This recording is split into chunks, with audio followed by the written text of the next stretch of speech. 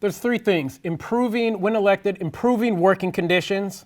This means getting rid of obstacles that stand in the way of good teaching, such as the evaluation system, MISIS, testing, class size, finding out what those obstacles are and getting rid of those so teachers can perform at optimal level. We're also talking about achieving full funding for our schools. That means going after the reserves, making sure the district is using their money to fund the schools at optimal levels, going after state funding and federal funding as well. And then we need to really be intentional about activating students and parents, right? So we have to put resources into organizing communities around their schools. So we have improving working conditions, achieving full funding, and really activating parents to fight for their schools.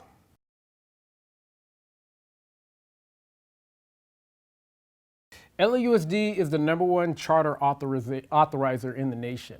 So privatization is the biggest threat to our members. And to address that, we need to bring communities together and find out what they need out of their public schools and compel the district to address those needs. And we have to get away from financing these expensive school board seats and switch into really activating community members. It's important who's on the board, but it's more important that parents and students are activated and involved in improving the public schools. Privatization is something, we've lost 10,000 union jobs in the last 20 years in LAUSD due to privatization. And as we fight privatization, we need to make sure we're servicing our members, making sure the working conditions are optimal.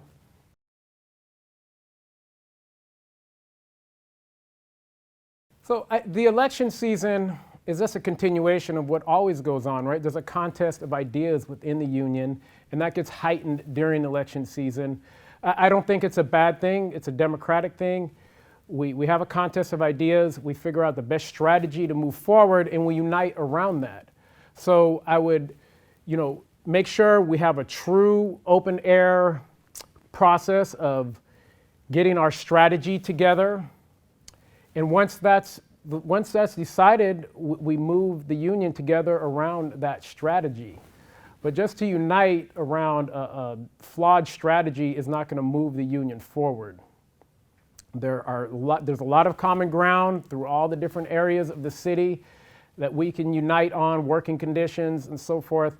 But the strategy moving forward is really the key that will get our union, and our members what they need.